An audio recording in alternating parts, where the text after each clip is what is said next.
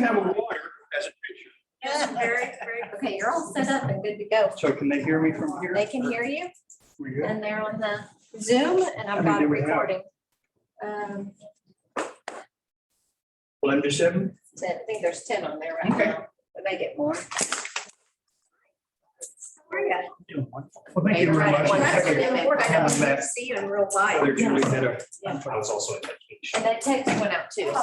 word kind of. what? It's not that Text fun. went out as well. So there's more people popping on. Thank you for. All right, you're good, Bob. Thank you very much.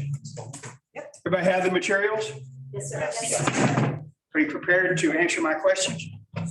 Sure. Okay.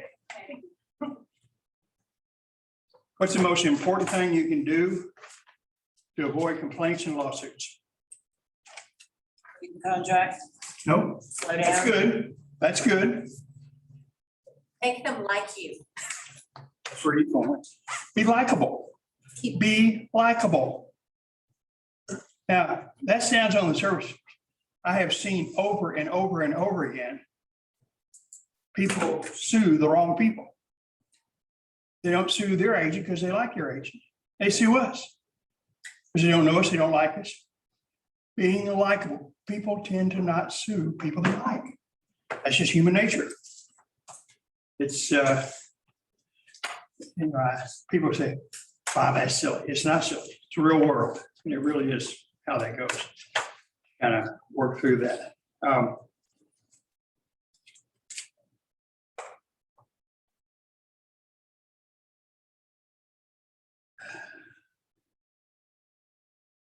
I got some water as a chaser. I see it. Okay. I don't actually have to drink it, do I? No, it's there. It's right here. So I'll wave it in front of you. At least I'm acknowledging it to some level. I'm very pleased. We're all very pleased. I can make you guys happy. That's a good day for me. Yes. I just want you to be happy, not ecstatic, but happy. Now, there are limits. You get ecstatic and I think, well, there's something wrong here. They really don't know what's going on, so you got my email about what we're going to talk about, and you have some forms is there and to talk about. As I mentioned, we're in these classes, and we're going to do another different series of classes on the contract, but Marcia and Nick are doing some classes on more detail, how to fill out the offers, and what do you put in that blank and things like that. What I focus on is what's going on with you every day. What are the issues that you're having? Because when I have the same issue pop up and Marcia has the same question pop up over time, we say, we need to address that. And it may well be that we've addressed it before, but it didn't sink in yet. Sometimes you have to have a real world example. You have to go through it a few times. Like maybe you need to see your partner experience something and say, wow, that kind of stuff really can happen. Right, Jish? Yeah. That's right. Yeah. Bless you. Thank you. And we'll talk a little bit about working through that. So the first thing that we do want to do, I talk about the good, the bad, and the ugly of language. And you've got a handout there that I talk about the concepts. And let's just kind of do a little overview. I mean, you got this here for your reference, take it with you, read it. And it's got a really important statement on the middle of the second page. But we need to be really comfortable, and maybe comfort is too strong a word.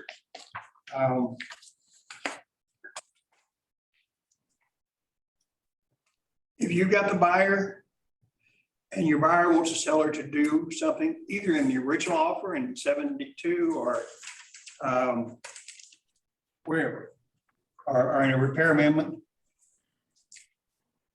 you need to accept. The seller is not going to understand it the same way your buyer understands it. What we got to do somehow is have language that closes as many loopholes as we can and makes it as clear as it can be to the seller, here's what the buyer would like to do. If you don't do that, then you're leaving it up to the seller and someone else to interpret what the buyer thinks they're saying. And as a minimum, that creates a dispute. And we just went through an example dealing with a repair issue with one of our fine agents. It wasn't me. No, it wasn't you, but it was someone who you room with, someone who you know well. Yes. And she told me, she said, Bob, use me as an example. It was Cindy Shell. She's a very good agent. What Cindy does that's really good that I need for everyone in this room to do. Ask for permission rather than forgiveness. Call sooner rather than later. She and I talked on a Sunday rather than wait till Monday when we maybe couldn't do anything on it. That's important. And then it got worked out and she closed on it, which was a surprise to everybody. So, but the key is there was a request from a buyer who was represented by an agent in another company. And it had to do with the fireplace repair. And the language was vague and essentially evaluate and repair, have the seller have, someone evaluate it, repair it. And what that did was it left the seller up to making the decision, what that means, and a contractor, someone else who's making a decision about, I evaluate it and here's what I think needs to be done. And she had a range of guesses on this, $6,000 to $10,000 on a repair that we're fairly convinced ultimately is going to be less than $1,000. But we've got contractors who are upselling the seller and all that kind of stuff. And we all understand how that works. But the challenge is, and she understood it immediately, when our listing agent allowed the seller to accept that amendment, that became our listing agent's language. That's not a little bitty point. That's a huge point.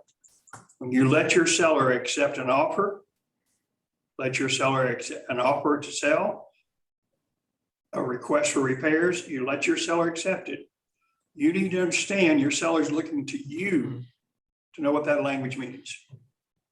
And if it's something that your seller said, whoa, I had no idea they were asking that. And you as an experienced agent should have explained that to me. We have a problem. It's your language now. You let your seller do it. The only way around that is when you send your seller an email saying, this is vague, it's not clear, I'm not 100% sure what the buyer really expects you to do. And there's a risk here. They may want you to do more than what you think it means. There's a risk. You may end up bidding yourself far more money than you think if this were more specific. And the seller may say, yeah, I know, but you know what? This is otherwise a really, really good contract and I want it to move forward and close and I'm willing to take a risk. Okay, fine. It's no longer your language. It's their language. Because you warned them. You said, hey, here's the deal. I don't recommend you accept this because it's vague. Nick, have you got the materials? Good job. So we're talking this first part about the language situation on request. And that when you let your client accept it, and by the way, either way, if a seller counters on a repair request to the buyer and you let your buyer accept it, that's now your language. Unless you send that email and say, okay, here's our problem here. Here's the deal as you work through it. One of the most common things that we see over and over again, and we see it in foundations, we see it in roofs, we see it in all kinds of, like in the fireplace thing, HVAC issues, we see the phrase, evaluate and repair or replace as necessary.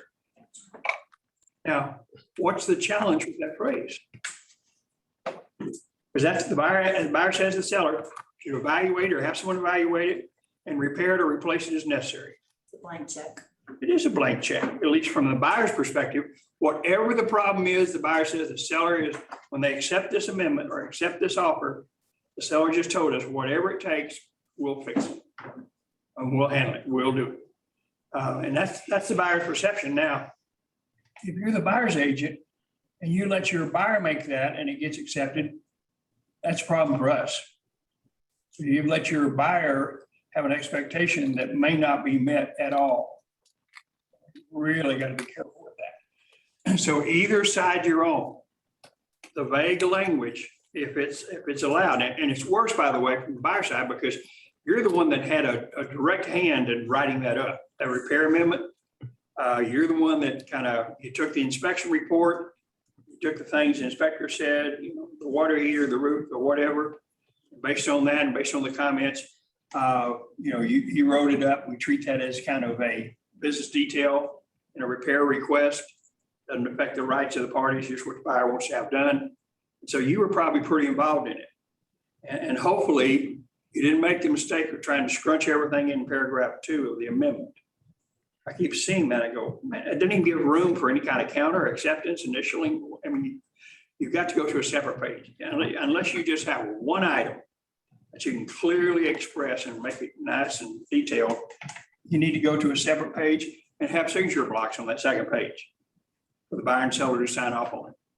And in paragraph 2, which is the repair paragraph on the amendment, see attached repair request list. Make that a prioritized list from your buyer.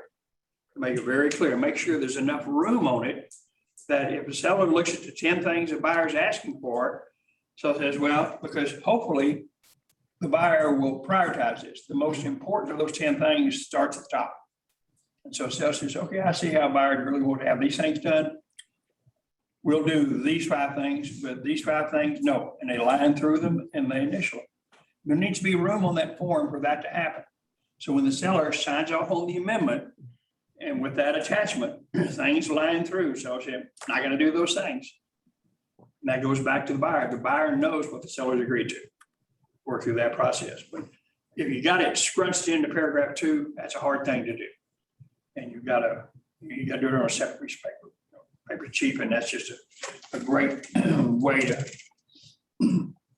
keep from having a lot of problems as you work through that. Question? We good so far?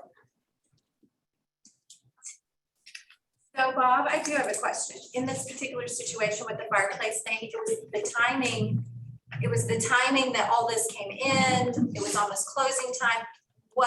How could this have been handled differently to not create the conflict that it did? Okay. How specific of language could you have done since nobody had looked at it? Great question for this situation, because often there is a timing issue. Yeah. Often you find yourself negotiating at the end of an option period and closing's the next week. Right. And you're trying to get things done. You can't get contractors out. We got supply issues now. So, and the recommendation was it could be on 2 levels. First try was money in lieu of. Right. That's almost always best for the seller. Yeah. Unless it's a lender required repair, the seller should say, you know what? It's going to cost $6,000. We'll do that in item 4 on the amendment, which is seller concession. We'll do that. Lenders are okay with that. And we'll do the 4,000, and that way you can fix it to your heart's content. That's your first choice. They tried that. The buyer said, no, we want it fixed. Sure. So the next thought is, well, let's say to the buyer, okay, we're going to do the repair, but we need for you to approve the company who's going to do it and be very clear and specific on what's going to be done, because it was vague at the beginning. And the seller will agree to this with a maximum cost of whatever, 6,000, whatever the seller agrees to. That way we know what's going to be done. We know the timeline on it. We can set a timeline on it. We know what the cost is going to be. From a seller's perspective, their first thought most of the time on a repair issue is, what's the cost? Now, there are other things like seller say, I just don't want to mess with it. Is there any way I can keep from messing with this? Well, yeah, give them money. And if they do that, then that's great. And it's also, by the way, that's really good for the buyer, because the buyer can have it done in their own way. And many buyers, frankly, have the ability through relationships, or they may be a contractor themselves, where they can do it and know it's done better than what the seller would have done. So there are a lot of those things. So, in that situation now, in that specific example, we had a seller's temporary residential lease. I want to say for a fairly significant period of time, like 30 days. I think it was more, but yes. Yeah. And so the buyer was okay with the seller taking care of this during that time frame. So we could go past closing because it evidently was not a lender required repair. So we could go past closing and to do that. In a case like that, when the buyer says, yeah, okay, we'll let you do it during the leaseback period. We just want it fixed. Well, every time they say that, what I hear from the seller side is whatever the seller thinks that means, that's what we're going to do. And they're going to have a contractor out there, and one of them said, yeah, we can do that for $500. We don't have to tear out this and this. I mean, the other contract said, you got to tear out the hearth. Yeah. Got to tear all that out and replace that. Take all the walls out. And he said, no, you just come in from the outside. You can go through the process to get it done. Not a big deal. We can get that for $500 as opposed to $6,000 to $10,000. This is a bent flute, by the way. This is what? It was a bent flute. Yeah, bent flute. Where it came Yeah. together, it wasn't meeting together, and all of a sudden. And so he said, I can go up there and hit it and knock it, put some duct tape around it, everything's okay. That's it, yeah. I'd have done it for $20. No, don't use me. I'm terrible. But the key is, and it's a very good point, when you have something like that, you've got to look at the timing of everything, and you've got to work through it. Now, the risk to the seller always in doing a repair based on a vague request is the reaction of the other side. Now, once we've closed and the seller fixes whatever it means to the seller, it's all the buyer's risk now. What's the buyer going to do? Are you going to sue the seller over the flute? Maybe. I don't know. But that's the risk just shifted to the buyer once we close. Because when the buyer closes and repair is going to be done after the fact, the buyer is accepting a huge risk. Even if you have money that's escrowed to be paid to a specific contractor, things go wrong. Contractors go out of business, contractors die, contractors lied about what they were going to do, all those things that happen. But that's a risk of the buyer. And frankly, that's a risk for the buyer's agent to allow their buyer to close without something done. Now, what the buyer may be also saying, I really want the seller to fix this. It could be in the property for some time frame for free, as I remember, no cost. So I didn't have to pick that and do that. And so the buyer says, we really like the house. In fact, we're happy as can be that our offer was accepted. We're in contract. And if it turns out he doesn't fix it or he doesn't fix it right, we don't care. We still want the house. And the buyer finally says, the risk is minimal because we want the house. And so when you're the buyer's agent and you say, here's your risk, it's important for the buyer to make a risk-based decision. And the buyer says, okay, what could happen? Well, the seller decided not to do it. So say, you know what, we've moved out and we're moved to our new place in Aruba. If you don't like it, come see us. We don't care. What are you going to do? Nothing. But the agent's responsibility here is for their client to understand, here's the risk. And as we were going through trying to get to closing, and the thing that finally made it close is the buyer kind of basically went, we probably gave the buyer too much negotiating strength. We probably thought this was too big a deal for the buyer than it was. Turns out, buyer's out, okay, let's close. I don't care. That's right. We'll do the deal. And we do that a lot, by the way. We give the other side more negotiating power than they truly have. Because we kind of build it up and say, gee, nobody would ever accept that. Nobody would ever accept an FHA offer, would they? Yeah. Wouldn't do that unless the buyer's agent did a really great job of making the case. But if you if you go through the process and you include certain things in your offers, there's a perception that if you put a for sale of the property addendum in there, contingency addendum, that's dead on arrival. Not true. Those contracts get executed every day. It's just something the buyer's agent has to make a good case. Say, here's what's going on. We've got one right now. Whether or not it'll be accepted or not, we don't know. But the buyer making the offer on the house they've got to sell, they're under contract and they're scheduled to close this next week.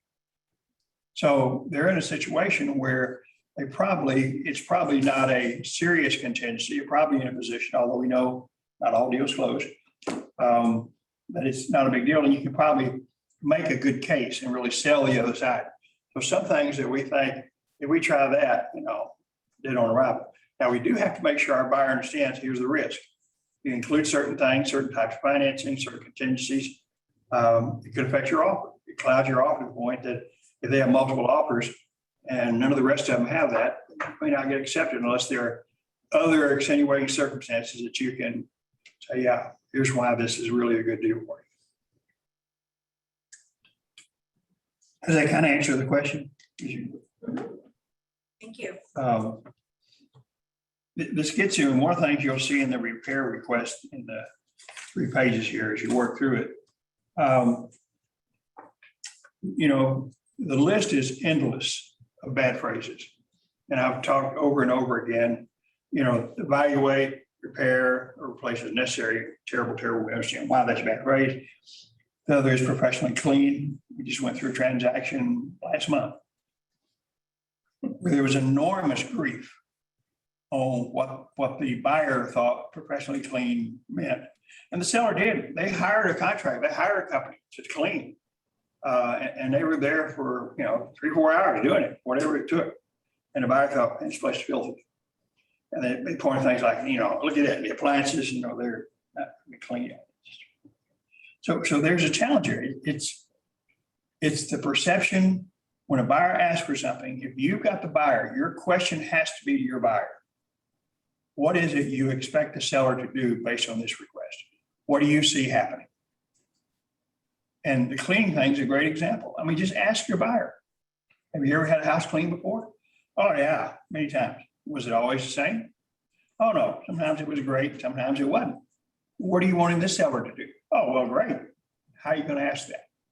How are you going to say to the seller, I want this done great, and what the heck does that even mean? How should the buyer deal with a cleaning issue? Yes, sir? Would it be better to go ahead and set expectations with the buyer and just say that their version of clean may be different from your version of clean? And you should be Not maybe, will be. It will be. You're exactly And right. that you should be expecting to walk in and have to clean it to your standards. You're right. When you set those expectations up, it helps mitigate any of the challenges. The other thing a buyer could do is what? Name the company. Yeah, name the company. Let the seller cap the cost. That way, the buyer's got to be satisfied because it's his own people that did it. And, you know, work through that process. That, by the way, that concept applies to HVAC, to roofs, to foundations. Having said that, we had a foundation issue. One of our top agents here.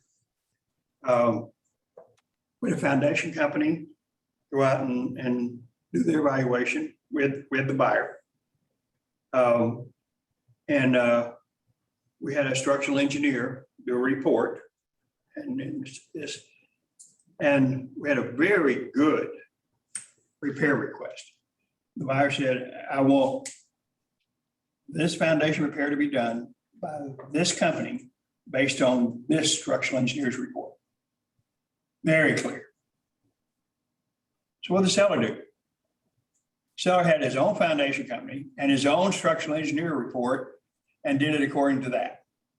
And sure enough, after closing, there were foundation problems and all the things that the buyer requested weren't done. So sometimes you can't close all the loopholes. You got people doing stupid things. They just, you know, and you can't. The agent can only, in this case, you know, nobody faulted us. Our buyer didn't fault us. We did exactly what we were supposed to do. You know, and you can't go to a property prior to closing your walkthrough and walk around and make sure the foundation was done in a certain way. It would take a structural engineer or a foundation company to go out and say, yeah, it was done correctly. So you have some of that, but our job is to try to avoid those disputes by being really clear and kind of a little bit, as Doug points out, set up those expectations. They need to understand the chances are great that they will not see this request the same way you see making it. And part of that's just sheer human nature. It's just how people are. Remember, we know the rule. People don't hear what you say. What's the other part of that rule? People hear more than what you said. They read things into it. And so a buyer says, well, I want this done. And they read into what they've just requested more than what the seller's going to say. I started out in West Texas, out in Abilene. And this happened fairly recently, actually a couple of years ago. And I had a good old broker friend out in West Texas. And we do look at things differently in West Texas. I mean, we got some different attitudes about things. I agree with that. And he said, but even based on, he said, Bob, I got a repair request from one of my other broker friends. And I've not received one like this before. And I understand why he's saying it. But all they said in the repair request was seller to fix all broke stuff. Oh, boy. Well, on the surface, that makes sense. If it's not broke, you're not gonna fix it, right? But couldn't we kind of identify what we think's broke? You know, and what does that mean, fix it? But, you know, everybody's got a little different way of looking at and dealing with things and kind of working through it. So this points out what you got to do, the guidelines. Whenever you can do the money in lieu of doing repairs, I've rarely ever seen a situation where that was a bad situation. I think it's good to do the money in lieu of. And you can almost always do it unless it's a lender required repair, and then that may be a different challenge as you work through it. So the concept is, as you're working through the language, we know the problem with certain bad language is it gives the right to someone else to interpret what's going to be done.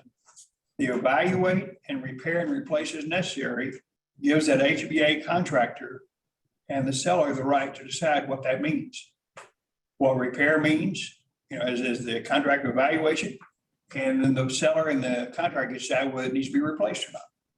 And the buyer may have a totally different idea about, whoa. You know, we sent an HVAC guy out, this is a bad system, it needs to be replaced. Well, why do you say that? Why don't you start off with, seller needs to agree to replace your HVAC system, and the seller counter with, well, okay, up to this price.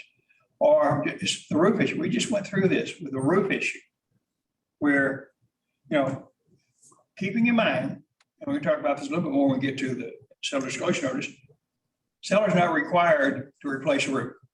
Seller's not required to repair a roof. I don't care if the appraiser came up with it. I don't care if it's lender required repair. Seller cannot be required to do that unless in some way, shape, or form, the seller represents to replace the roof. Now, if that's the case, then the buyer needs to make sure in the contract in 7D2 or in paragraph 11 that they have the seller committed to replace a roof and explain exactly what that means. But sellers otherwise not required to do it. You go through the process. And so when a buyer wants a roof replaced, as he works through the process, he needs to be very clear, because if he says seller to replace roof, what's the risk of that? Cheap roof, Cheap roof, different materials. wrong color. You know, contractor of the day, just, oh yeah, this guy came by the house, he was selling roofs, he looked like a nice guy. So we thought, hey, you know, we need a new roof, let's buy one of his roofs. They're door-to-door salespeople selling roofs. I guess every time there's a storm, there are people out there, yeah. And so the challenge is in a roof situation. So when a buyer says, want the seller to replace a roof, that's a challenging situation, because if the seller accepts the buyer saying, I want to replace the roof, then at some level, you've got a seller who's got to replace the roof. Now, he may do it wrong, he may do it cheap, he may do it with a bad contractor, all those things, but he's at least got to replace it. He's got to go that way. When the buyer gets that kind of request, the seller gets that kind of request, how should the seller respond?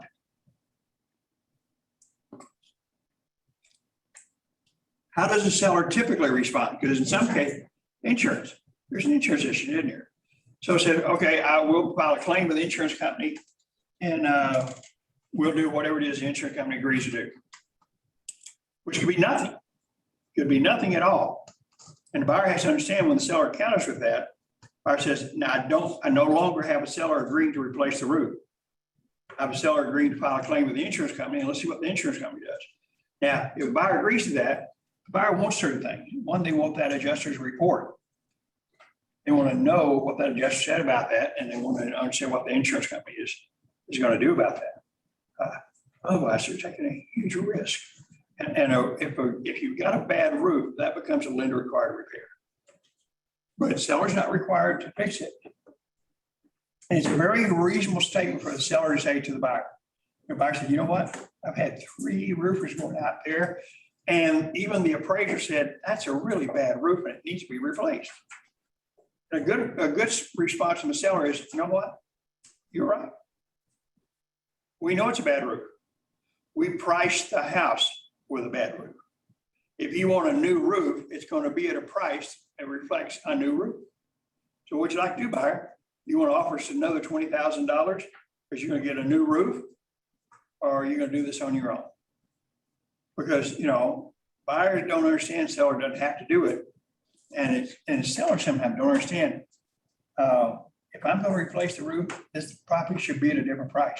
And if you've got a good piece of property with a lot of interest, sellers in a great negotiating position say, hey, here's what you're buying, and it's an as-is situation. And if you want a new roof, we've got to agree to that and go through that process. Right now, you're buying this house at $380,000 with a bad roof. It's a 25-year-old roof, and we understand it's a bad roof. I've disclosed in my seller's disclosure notice how old we think the roof is and that it leaks. We told you that in the seller's disclosure notice. You knew that stuff up front, so don't be fussing at us. They do anyway, so. But you got to go through that process. Now, what we just talked about requires you as the agent to understand what has to be done, what doesn't have to be done. That your seller is not required to fix anything, they're required to disclose. They're required to say, yeah, got a roof 25 years old, and by the way, we know it leaks. So he has to, doesn't have to fix it, doesn't have to do anything else to it. And yet there's an expectation that, yeah, they kind of do. They have to do this, they kind of they don't. But you've got to understand that, because you will get fussed at from the other side. In fact, we've been accused of fraud.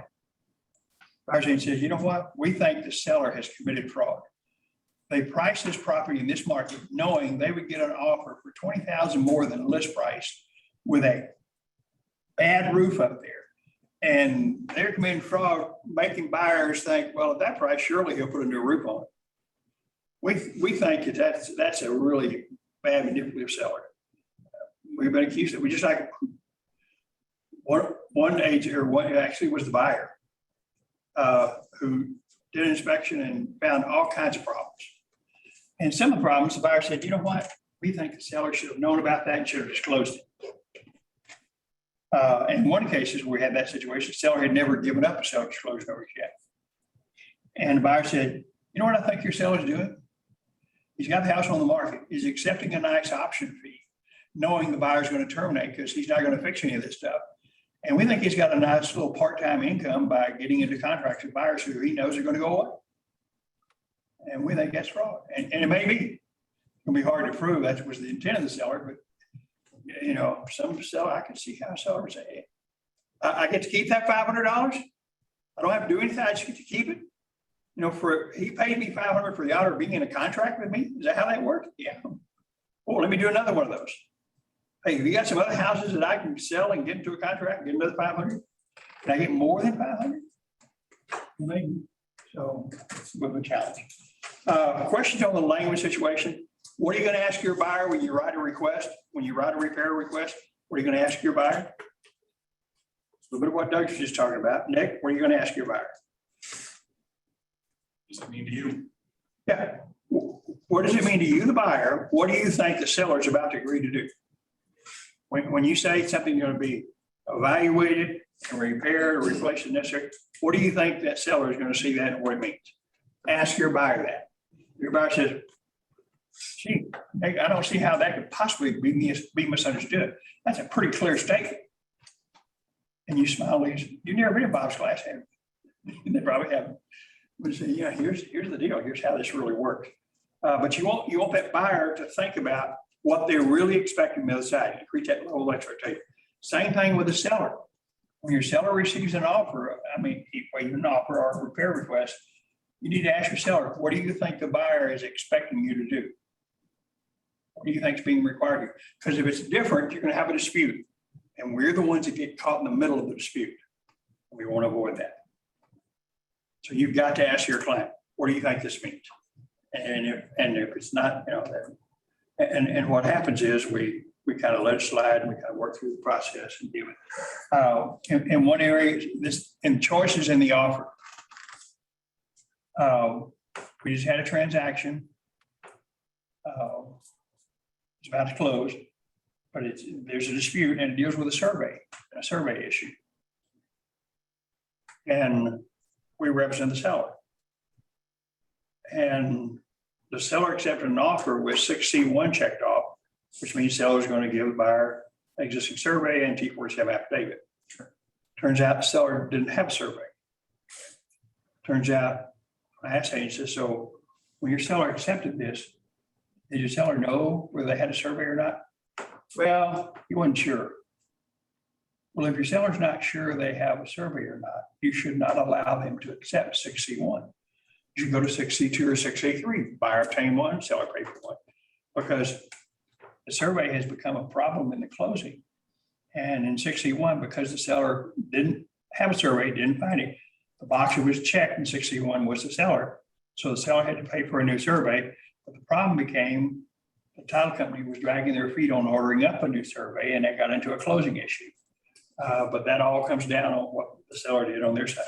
You've got to know what your seller is accepting in an offer and have a conversation about what do you think? What do you think this means that you've accepted this? And then certain things like survey issues, and which I understand, I'm a little more anal about that than most other people, but I've seen too many challenges with it. You've got to have some clear conversation with your buyer and your seller about what they expect to have happen. One, we don't want a buyer getting anything other than a new survey, regardless of who pays for it. Your buyer, and if they're going to make a good, clean offer, buyer ought to pay for a new survey. Buyer shouldn't rely on the seller. Yes, sir. Exactly that same situation. My last seller thought that she had the actual survey. She just had a copy of a copy. And of course, underwriting didn't accept the survey for the buyer. And Okay, so that's took a little bit and that's get a little different situation. copy. The seller provided it. Provided it, but when I And the asked her if she T47. had the original, Yeah. she said I didn't know. Well, And then verified it was. and in the contract itself, it doesn't say original. Oh, okay. And here's the challenge. We can sometimes get in a little bit of trouble with this.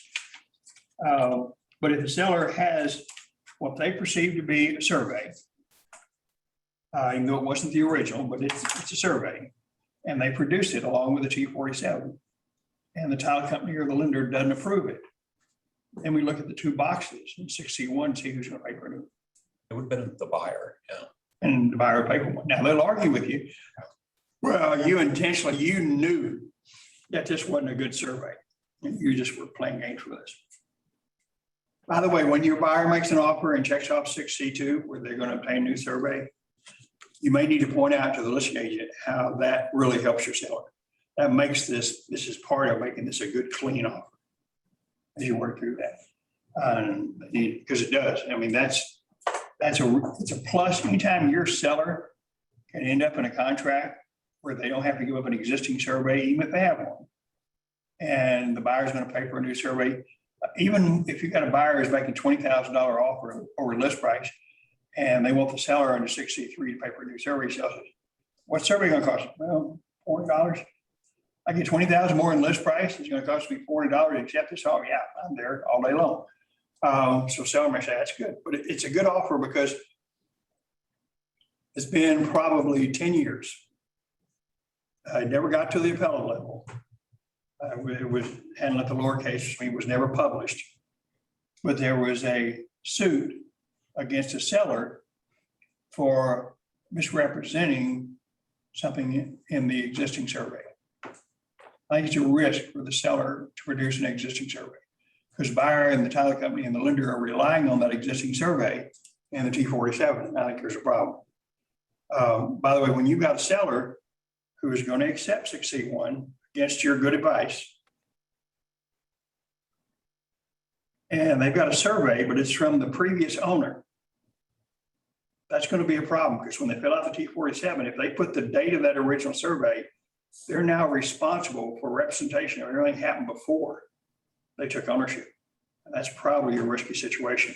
Most title companies will accept them putting the date of ownership. So they put the date in there of when they own the property. Yes, ma'am. So I had an example of exactly that, where the seller put in the date from when they own the property, didn't match the date of the survey. The title company refused to accept it and made them get a new survey.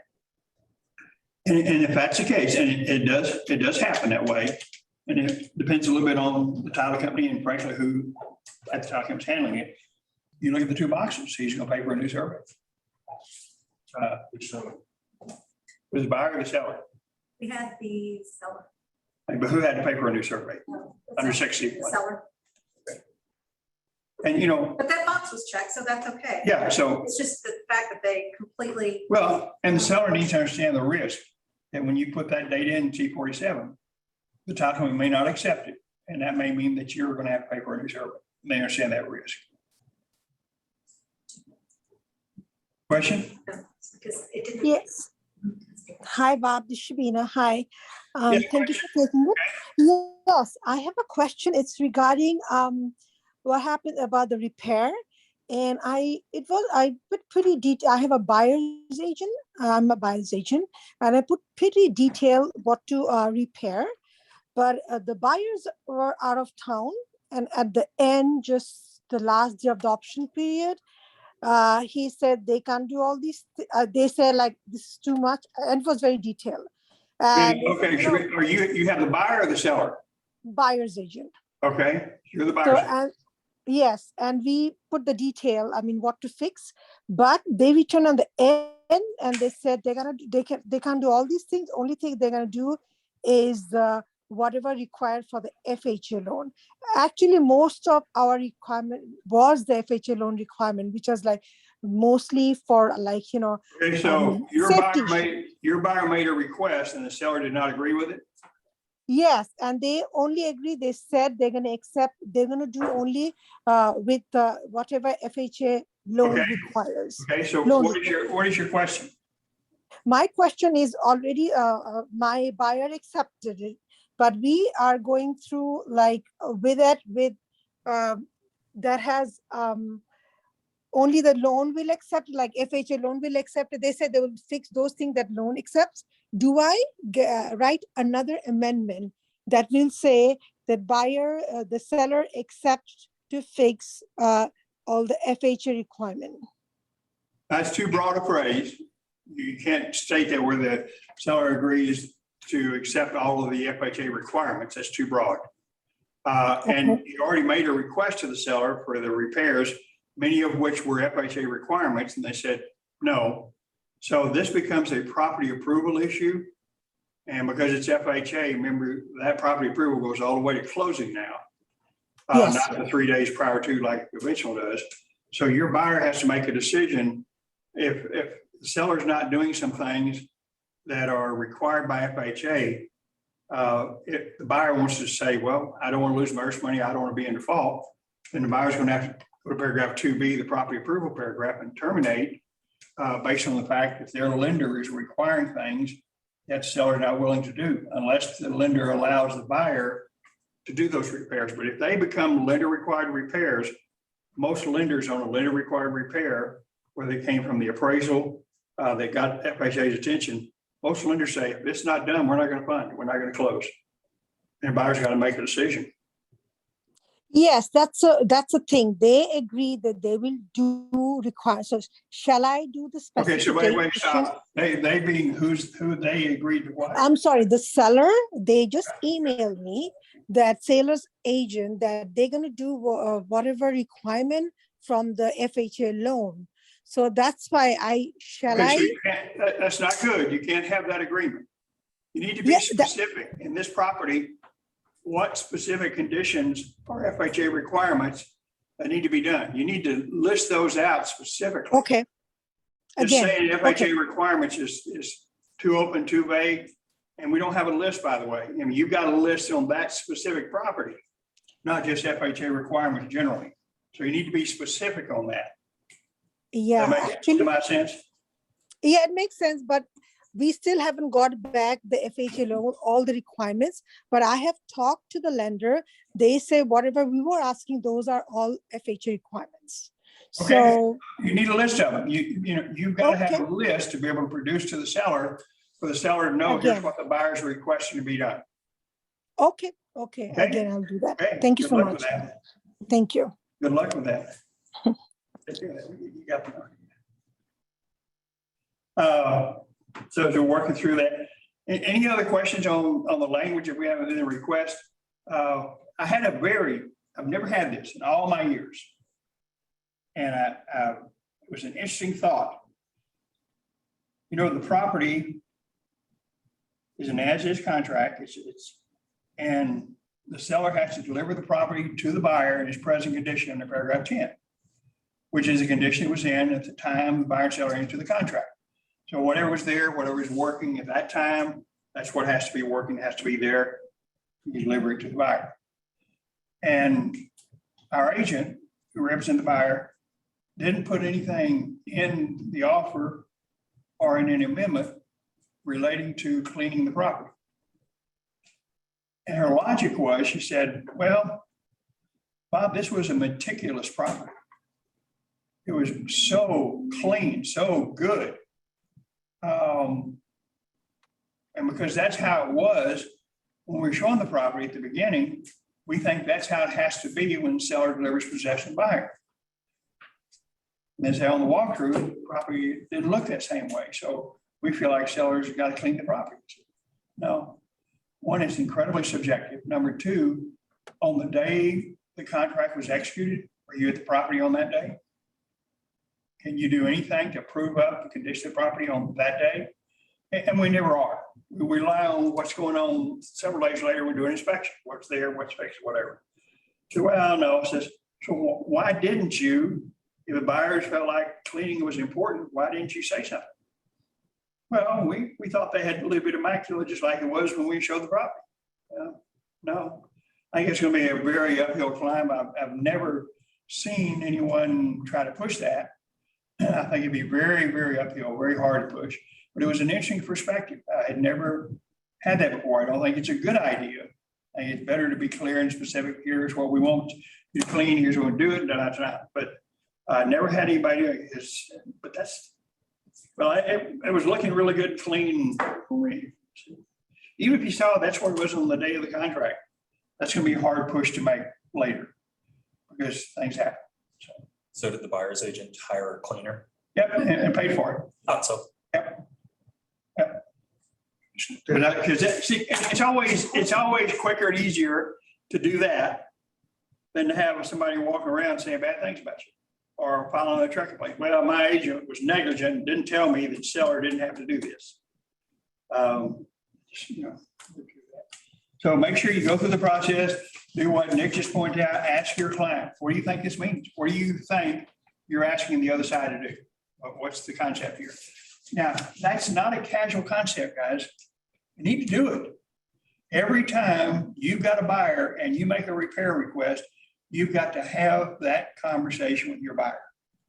On everything if there says, okay, here's some items that are very specific. We've even referenced to that section of the inspection report. And by the way, many inspectors aren't very clear and specific on what needs to be done. They say, yeah, you check out that far right box. And so you be very clear and specific. You know, we need to have, this fixed, this done, this whatever. But in every case, every one of those things a buyer wants seller to do, you've got to say, buyer, let's make sure we're clear on what you think the seller is going to do. And same thing on your seller. When your seller accepts a request, you need to say, if they have a request come in and say, okay, if you accept that, what do you think the buyer is going to be requiring you to do? And remember, if you let your seller accept it, that's your language. So a little bit of a look on the next page about what? No, I'm just. Somebody waving on the Zoom? I think somebody was putting the paper in front of Oh, well, if things get boring, they read you what the latest news is. I understand. Yeah. I see it. No reflection on you. Oh, I understand. Yeah. It's a bad class when the instructor falls asleep and no one notices. That's a little bit of a challenge. And if he doze off every once in a while, it's okay as long as there's no snoring. It's really disruptive. So you got to work past that. Anything on that before I go to a disclosure issues? Yes, ma'am. Question, we good? Okay. So past and I would really encourage you to read these a couple of pages here on the request and work through that because that really is a good guideline for how you do that. Now, on the next page, I know you'll see 8 items. We used to talk about 6 or 7, but they're 8 actually. And these are reflective of what's in the Texas Realtor Sale Disclosure Notice. Not all of these are in the TREC. But these are 8 items that even if somebody, well, I fixed this or I fixed that or whatever, they need to be replaced. Where we find sellers get the most trouble in this are roofs. I have roof repair. We got a whole new roof, put on a new roof up here. So I don't have to say anything about it. I don't have to check that box. Well, yeah, you do. That's a roof repair, replacement of a roof. That's a roof repair. And there's no downside, by the way. Put a new roof on, last week, last month, whatever. That's a positive. Seller should comment on that, do it, make sure, whatever. But that's important. We just have one on a fire issue where, most of the time a fire issue often is up in the attic. Something happened before. One house we had that happen. And it's real easy to forget about it. Most of us don't go on the attic on a regular basis, depending on what your attic is like. And this big situation, seller just forgot about it. Yeah, I forgot. And it wasn't us, it was the previous owner. And, they had disclosed it. And frankly, we just forgot about it. But the buyer was fussing at the seller because, hey, here are a lot of things that we think you knew and you didn't disclose. And that was one of them. Seller owned up, said, well, yeah, you're right, we did. The 8th item here is in the Texas Realtors, and it talks about anything that's been done dealing with environmental issues, things like you had mold, you had asbestos, you had things in the property, anything of that nature. If you got that, that's in the Texas Realtor when it's not in the TREC one. So these are things that your seller needs to understand. Even if you've taken care of this, still has to be disclosed. You need to get your seller in the mindset of how it's so much better to disclose. And they need to understand disclosing something doesn't mean you have to fix it. Not disclosing it means you have to fix it later as a result of a lawsuit. You want to go ahead and work through that process. Understand you have to fix it, but you need to disclose it as you kind of work through it, which is a little bit of the challenge that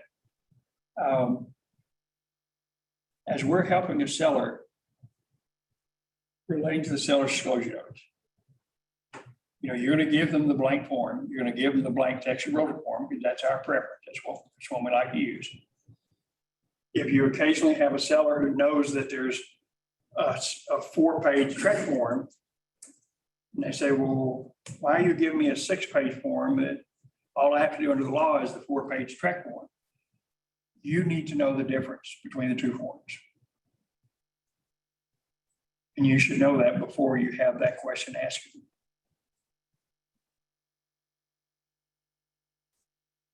So what are the chances that you know the difference between those 2 forms? Because there are only a few, and it's not huge, but the concept is the law only requires what's in the 4-page TREC form. Seller is not required to do any of the other disclosures that are in the 6-page Texas Realtor form. Yes, ma'am. So if I get a tract from a seller, isn't that a red flag that maybe I need to ask for a TAR? Yeah, when you're dealing with a seller and you don't have a conversation about seller's disclosure notice, and he's aware of it, he wants to use the 4-page TREC one. That's what he, in fact, says. I've already filled this out. I had an agent before, and they were fine with me using this form, and that's what I've already filled it out. We need to do I can do a new one and put a new date on it. You're gonna have the conversation, okay, well, let's talk about why you're using that one as opposed to the other one, which is a better form for you, the seller. It creates more protection for you, the seller. It does. It's better for the seller. It makes it harder for the buyer to fuss at the seller if they fill out the longer form. But you need to know, you just need to ask this, so why are you doing this one? And they say, well, that's all that's required under the law. You can say, I agree. But it's not to your advantage as a seller to do the minimum. You do more than that. And here are the big differences. And they're not huge. They are huge, but they're not a lot of them. One of them is a formatting thing. When you look at the Texas Realtor, everything's alphabetical. It's easy to find the stuff. especially when you look at section 1 and see all that stuff alphabetical, it's just easy. We ask questions in the textual role one, and we ask about different questions on roofs. We also ask about pictures of leased. We don't ask that on the TREC form. So dealing with leased or owned, those are important items that a seller can disclose. Has the seller ever filed an insurance claim?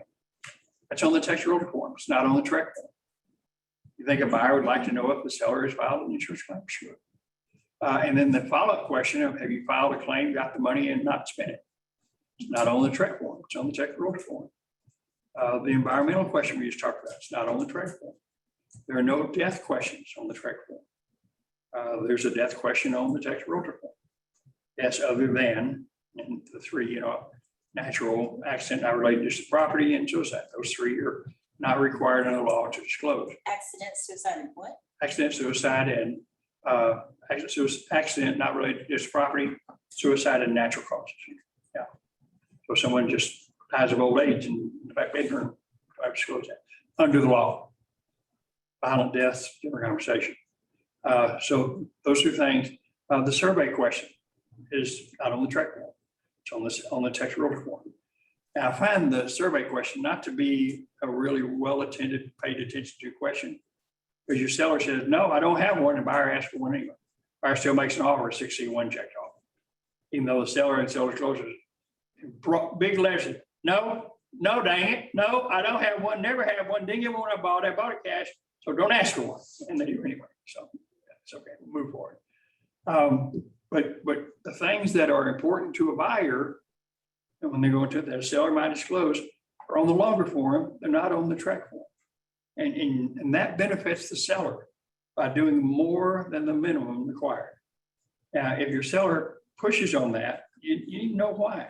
You know why they're pushing on the shorter form. This might be a pink flag that just became a red flag. And you have to pull that together with other things. That they, oh yeah, I forgot. You did have foundation work. You're right, I forgot about that. Yeah. Now they remember. Because when you get that seller disclosure notice from your seller, you're going to look at it for completeness, not for correctness. You're not going to review it and make sure. When you look at it though, it's if you've had a conversation with seller about some things, and the most common is foundations. And they've already talked to you about that foundation work. We got a transferable warranty, so be sure and put an MLS that we have a transferable foundation warranty. But then when you look in seller disclosure and look at that section, they said no, foundation repair.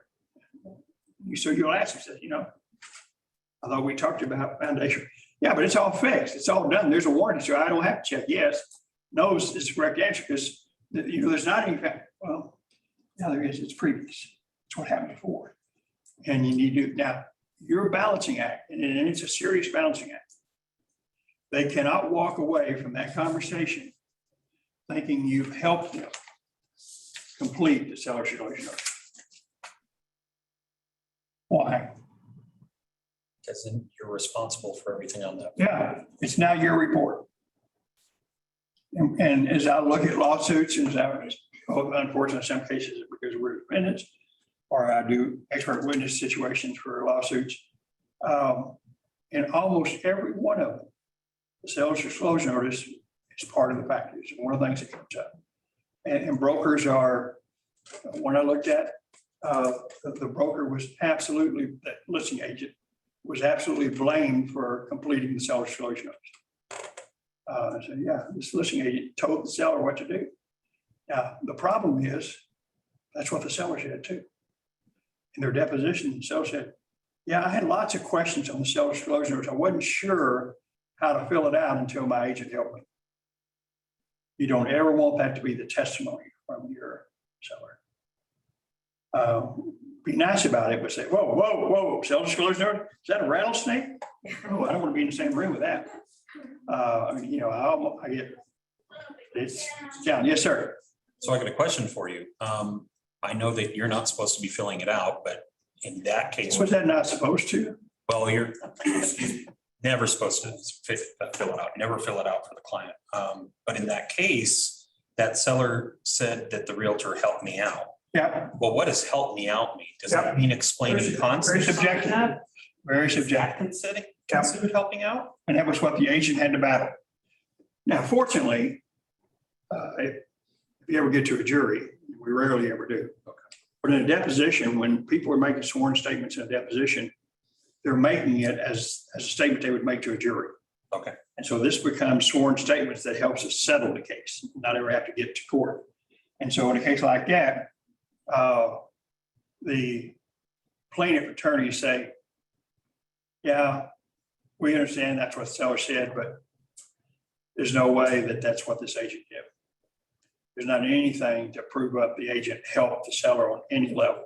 And there were other extenuating circumstances in the transaction that supported the agent's position. But you got to understand that when things go south and we get to that final point, clients either forget or they just outright lie about what happened, what they thought you did. There's no real protection against that except what? Be likable. That'll help you a little bit. Now, some of you are way ahead of that game. I mean, you're in a great position to do that. I would include everybody in this room. Anybody who had the good sense to come to my classes has got to be a likable person. Yes, ma'am? I don't know if you remember, but a couple of years ago, we had a situation where the seller was a non-English speaking seller. And so our agent served as the interpreter and explained the form. Do you remember this? Yeah. Shouldn't do that, right? Cannot do that. First of all, you can't be the interpreter. And you certainly can't, what you've got to say to the seller, and I understand their challenges. You got to say, you know what, you've got to find someone to do this for you. It can't be me. As your agent, I can't do it. Because you have a conflict of interest. You have a vested interest in how you fill it out and what you do. You can't do it. It no longer becomes a seller's disclosure notice. It becomes a seller/agent disclosure notice. Worst case, even worse scenario, well, not worse, but one of our agents was dealing with a little old lady who had arthritis and could barely write. I mean, it was a real challenge to just sign her name. And she really had trouble on the seller disclosure notice. And so the agent said, okay, I'll read it to you. You tell me your answer and I'll check it off. So she filled out the seller disclosure notice based on what the little old lady told her. And of course, she made a mistake. Checked the box, said that's not what the little old lady meant. And the problem happened, and she had liability there. You need to go. You look like you've got to go. Yeah. Okay. Any question before you go? Terrible story. Huh? It's a terrible story. I know. Well, and you want to be helpful, don't you? Well, yeah, of You want course. to help them out. All the way to court. All the way to court, right? Thank you, Bob. Yes, ma'am. Thank you for being here. And so when you have those situations, just like when you're looking at this, I thought we talked about foundation, you check this box. When you have that conversation, you say, now I need for you to be absolutely clear. I am not telling you how to complete this form. This is 100% your form. I need for you to know the buyer is going to rely on what you say here. And the buyer is going to get information from you that there's a foundation warranty that's transferable, and they're going to look at how you answered that question, and this could be a conflict there. So what would you want to do? One of the things that happened, I'm trying to remember what location, it dealt with oak wilt, a tree disease, oak wilt. And the seller got to that section and he looked at it and says, I don't know what oak wilt is. How do I answer the question? Well, let's look at the question for that section. Are you aware of, and list all these items. Well, if you don't know what oak wilt is, could you be aware of it? No, I guess I can't come. You've got to look at what the questions are saying there as you kind of work through it. Otherwise, But that's not helping. it's not helping. But even though it's not helping, you need to remind, say, okay, now I want you to be sure as I help you clarify what's being asked, I'm not helping you complete this. This is, I would rather not even be in the same room with you while you're completing this. I'm going to look at it, see that you've completed it. You've checked all, you've done everything, you've signed, you've done all that. You initially to the pages and then signed. I need to make this complete, but I'm not going to review it for correctness. And you just can't do that. There's no way to get past that. If you start doing that, you're now in their head. You're now deciding what it is that should be correct, should not be correct. You're saying, well, here's what they should be saying. We can't do that. And it's not just a CYA thing for us. It's very important for the buyer and the seller to understand what's been done with the seller disclosure notice. The seller needs to know a buyer is going to look at the seller disclosure notice from you, the seller, and rely on what you, the seller, has said. It's not a CYA, it's best service to the client. So the seller understands what I'm saying here is going to be relied on. It's very, very important. And going through that process. So you need to make sure that you're really going to do that. But it's hard. If you don't really literally have those statements, have those questions, if you find yourself on any level doing something to kind of help the seller and helps Tara, I hate to keep using the word help because that in itself is a problem. You need to have that conversation. And if you understand, I'm just reviewing this. Here's some things I noticed based on the conversation we've had. So help me with what you've checked off here. I'm not going to tell you to change it. I'm not going to tell you what to do, but I need a better understanding because you're going to give a transferable warranty to the buyer, but you said no on the previous foundation. So I don't understand that. So help me with that. People forget. They forget that, oh yeah, we did this or we did that or we, yeah. Moved a wall around. We did put a new roof in. We forgot, but geez, that was 5 years ago. Well, there's no time limit on previous roofs repairs. If it ever happened, period. If you're aware of it, if it happened, you're aware of it, got to disclose it, got to deal with that. Question on that? Now let's look at a couple of disclosure issues that we have, not related specifically to the seller's disclosure notice, but disclosure things that we have to deal with. Yes, ma'am. Question. My question, a couple of weeks ago, one house in Frisco has the foundation problem, but in the seller disclosure, they disclose the foundation problem, but they don't. No to that section. Yeah, in the seller disclosure, I know the foundation problem, but during this time. They did or they did not know the sellers in the seller disclosure foundation. We know. No, in the seller's disclosure, did the seller note the foundation issue? Yes. Okay. Yes. Okay. But the problem is, they accept our offer, but during a little time, we should evaluate the how big, how much we should cost for the foundation. So I just question, I called a couple foundation repair company, but the evaluate the price is big range. It's different. So Yeah. do you have any standard to repair or this No. includes the home insurance? Yeah, there's no standard. Foundation companies are not licensed in Texas. So you're right, there typically is a significant range. When I'm saying 9 peers, the other says 20 peers, just significant range. And so if your buyer has foundation companies out, and then we'll make a request, and they're going to send estimates to sellers, say, yeah, here's what it is, or work up some kind of dollar amount. Now, if you're a seller, you've got a different issue on disclosure. If you, as a seller, you're saying, I know we've got foundation issues and we deal with that, so I'm going to get some foundation companies to come out here and give us a written report. So I have 3 foundation companies with 3 different reports. Seller's got to disclose all 3 reports. One of them just says 9, the other says 10, and the other says 20. So I say, well, I'm just going to give them the 9. No, you got to give them all up. Can't pick and choose the disclosures you're going to make. So from a seller standpoint, they've got an obligation when they get that information, which means your seller might want to be careful about getting foundation companies to come out and give them a report, because now that seller has to disclose that report, has to disclose that information. Yeah, that makes semi-sense. Yeah, thank you. Now, confidential information. First of all, what is confidential? What do you think it is? That's a discussion between you and your client. Yeah, at least that's confidential. It's not the same as an attorney-client relationship, but we're required to keep it confidential, and therefore exceptions when you wouldn't.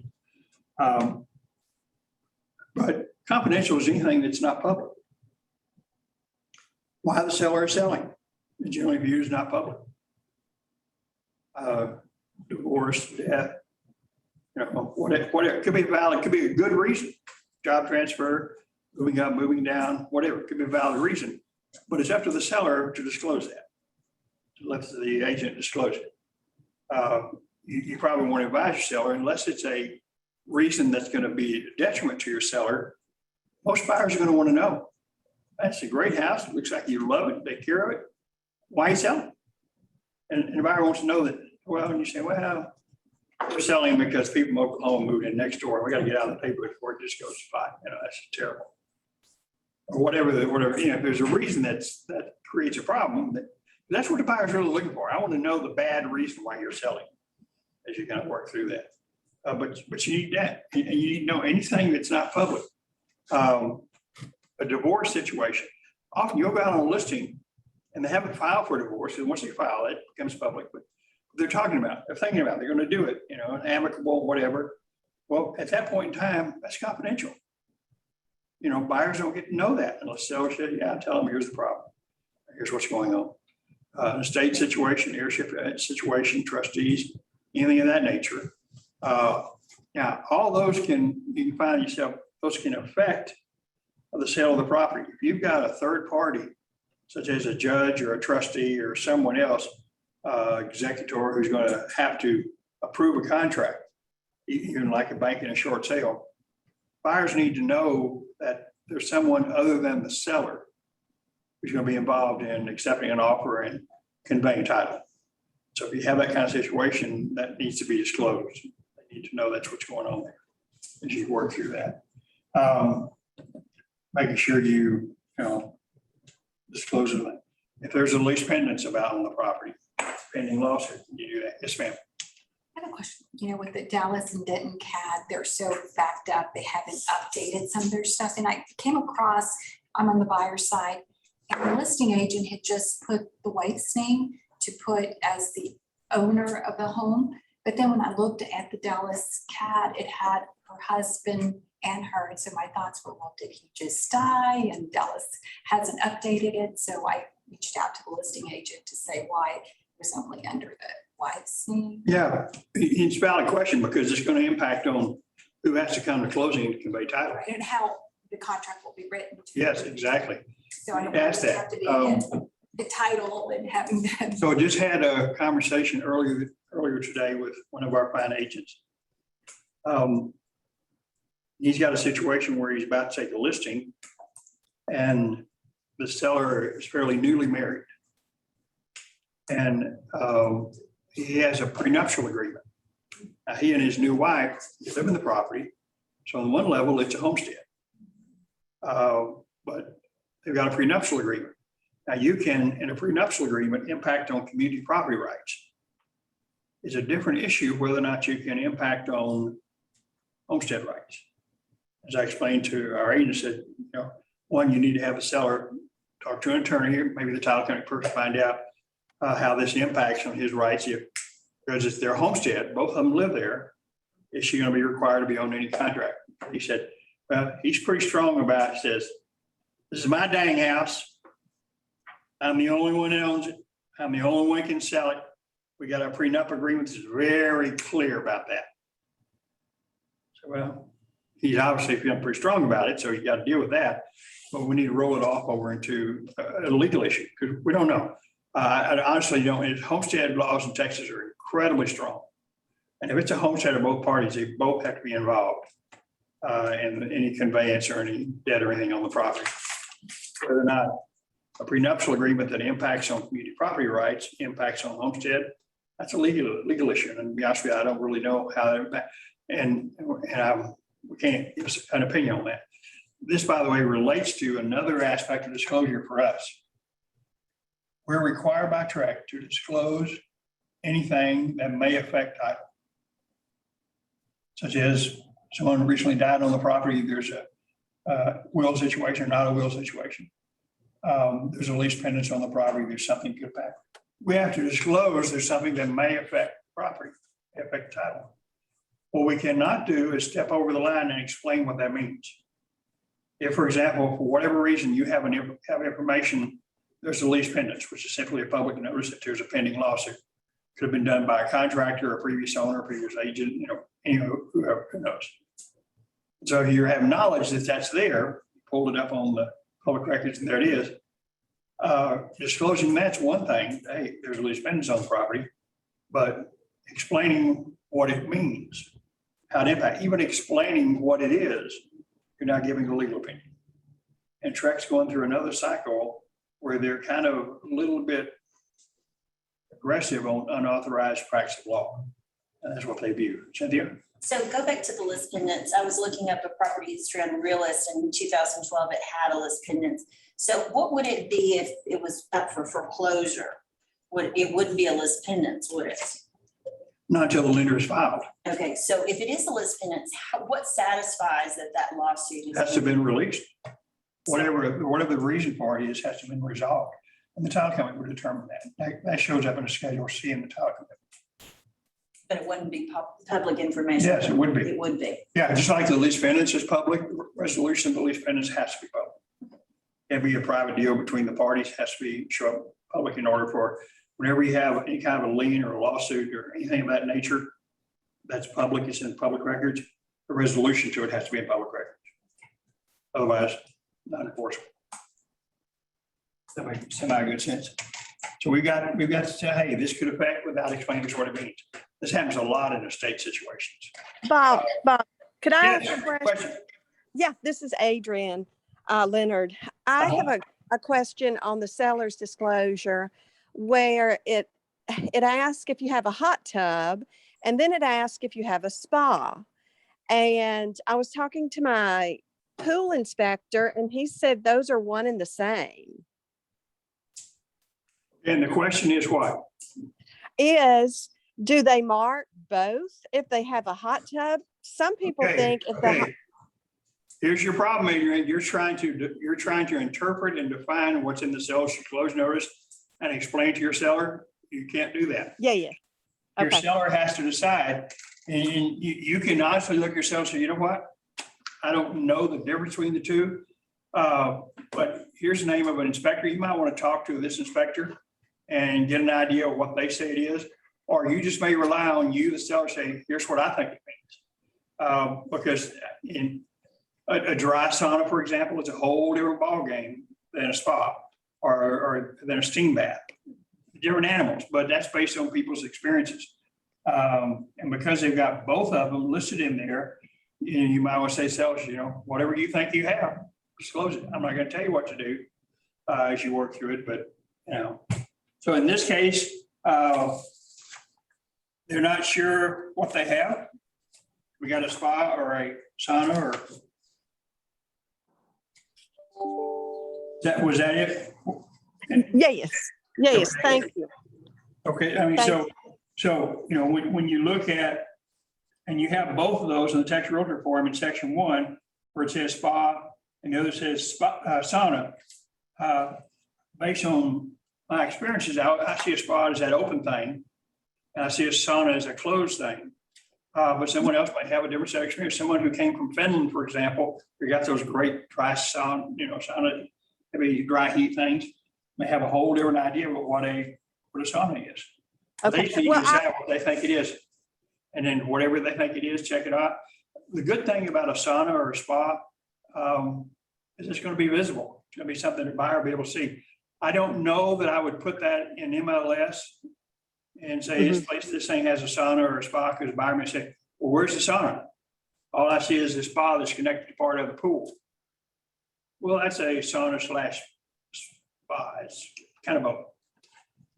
We don't think so, and neither does our planning attorney. That's a good question. I think it's something that's open to interpretation, isn't it? And of course, you want to know if they're going to let you come by during the certain times of the year and use it. Well, work out there. Okay, thanks. Yes, ma'am. Thank you. Good question. Your seller is in a contract and now into a backup contract. That backup contract is confidential. Your seller does not have to tell the first buyer, I'm now in a backup. Now, they might, if it turns out to be their advantage, but they don't have to as you work through it.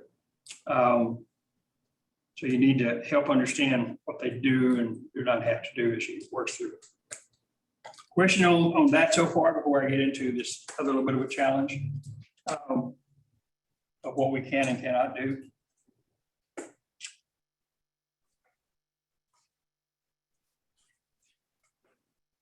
Okay. One of our challenges as agents is understanding our authority. And there are certain things that TREC requires us to do. And if we don't do them, we can be found negligent, but a TREC plans. Other things that TREC says, you have no authority under your license to do those things. To work through it. Surveys, for example. You don't have the authority or the ability to review a survey and determine that the right amount of acreage is being sold. Your buyer has a responsibility to take that survey and go to the property, and they should have that survey prior to closing. Go to the property and walk it, if it's land, and walk it and make sure they're clear on what they're buying. Not you, the agent. You're not a surveyor, you don't get to interpret the survey, you don't get to do that. Title commitment. And Marcia puts out a really nice thing, a one-page thing on the title commitment on the 4 sections, and explains what each sections mean. It's not your responsibility. In fact, you're not allowed to review a title commitment and decide what it says. However, you should understand the sections. You should understand what's being said in A, B, C, and D. The big thing in paragraphs in section C is the title company saying, here are the conditions under which we'll issue a title policy, and here are the things that have to be resolved.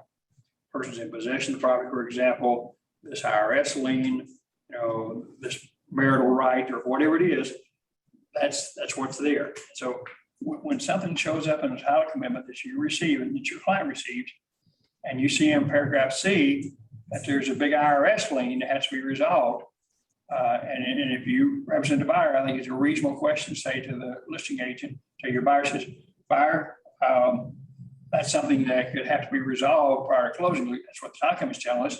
I don't know what it is or what the deal is, but I think that's a very good question for the listing agent to say, hey, what's with this IRS lien for an amount more than the value of the property? What's going on here? But you don't review the title commitment itself. Just like when you get a homeowner association document, you get the subdivision information, including the resale certificate. Not your job to review that. Can't review that to determine whether is there anything in there that keeps your buyer from doing what they want to do with the property. It's their responsibility to do it. And you're going to do it in a nice rapport building way, because they don't want to feel like you're shirking your duties, because they're going to expect you to do a lot of things that you're really not allowed to do. It's not best service to them for you to do some of these things. It takes an attorney to review a title commitment. It takes, if a buyer looks at the HOA docs and has any questions, they need to talk to the HOA. Because they're about to own a property in an HOA that may have a totally different idea about what some of these things mean, and they need to know it now before they close on that property early on. But they're going to expect you to notice things in that HOA docs that they need to be aware of. You can't do it. Not only should you not do it, you can't do it. It's not good service to your client to do it. Does that make sense? Are we kind of good with that? I mean, Zoomers, we have any questions on that part? How we need to be very careful as we work through that? Bob, I have a question. This is Laura.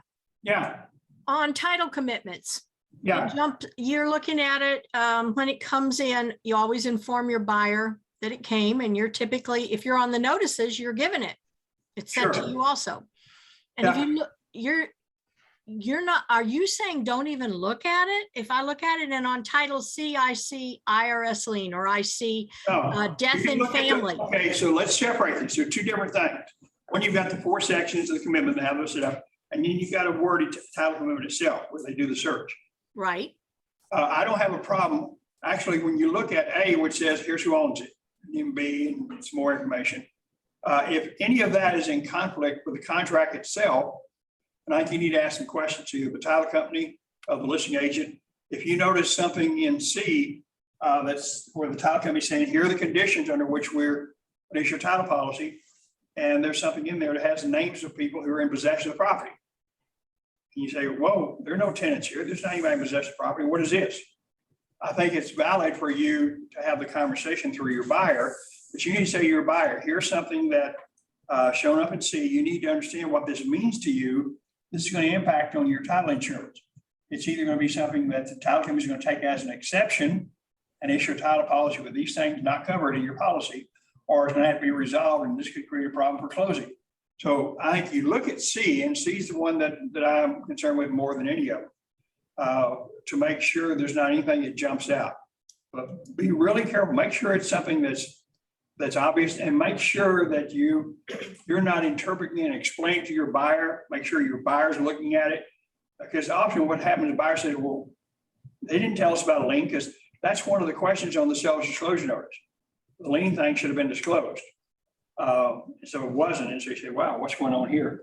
And your buyer needs to say, you say, well, Miss Laura, what does this mean? What does it do to me? And how are we going to find out? You say, well, we'll talk to the title company and Call the title company. yeah, call the title company. And while you're doing that, buyer, I'll call the listing agent and say, what's going on here? Okay. Kind of discover. But yeah, you look at it, it's just you want to be careful not to look at the way that you're interpreting what things are in there. Okay. Thank you for the Thank you. clarification. Okay. The other thing, and this made me think back on something that Mark and I were talking about earlier, and this is particularly a challenge with investors. One of the things on the seller's disclosure notice deals with permits.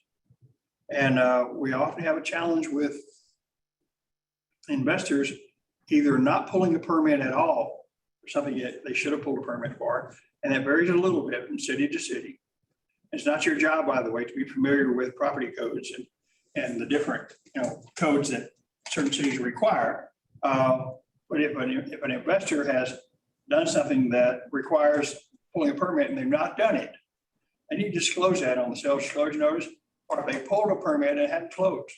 It's an open permit. That's going to impact on the next person owning the property. So the seller's got to disclose those in the seller's disclosure notice, just like disclose any suits, which would include, divorces or anything like that. Those all have to be disclosed.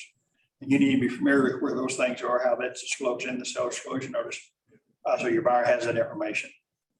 That makes good sense. So you got to be able to do that, working through it. So any other questions on the seller disclosure and on the different types of things to disclose and what we can do, what we can't do?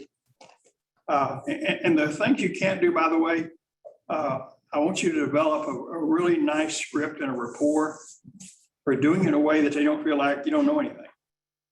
Just Bob, I'm open. Did you know anything? And you're not willing to tell us nothing. What's going on here? Say, well, let's stop with the double negatives. I can't figure out what you're talking about. So That's when you tell them about seller shield. that's when you tell about seller shield. You're exactly right. Make sure they understand about seller shield and how that's kind of like E&O for the seller. And that's a really good thing. Make sure, give them that form to at least so they have a choice to check it off or not. And work with it, because seller shield has a nice video that deals with the Texas Realty seller disclosure now. I go into it, but I've been told that's the case. Yes. They can be very helpful in completing it. That way you don't have to get involved in helping them complete it. Seller shield is a very good tool for that as you work through it and deal with it. So you need to make sure you disclose and deal with all those things. The big reason it needs to do that seller disclosure notice correctly is the buyer is relying on what the seller says. And remember, what's the most common lawsuit in real estate? Yeah, well, disclosure is a source of it, but it's the buyer suing the seller after closing.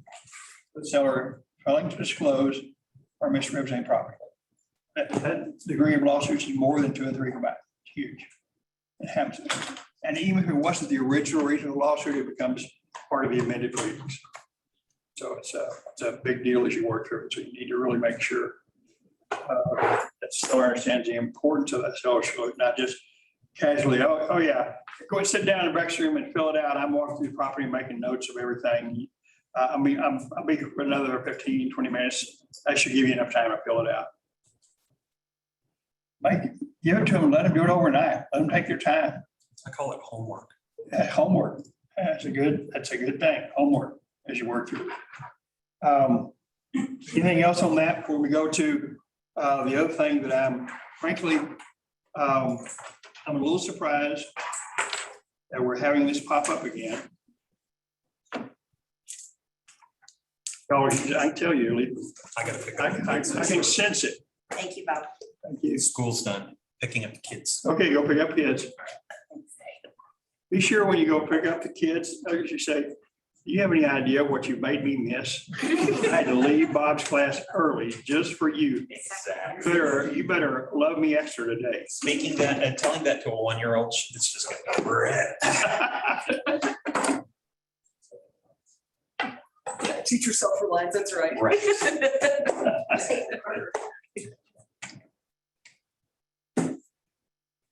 Are there taxis for kids? Where kids can get a ride share for kids or something? Take care, guys. Carpooling or something like that, yes. Okay, so we know we still have multiple offer scenarios.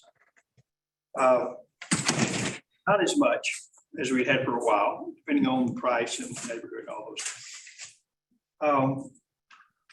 But we're having situations that, and I addressed a lot of it in this little outline here.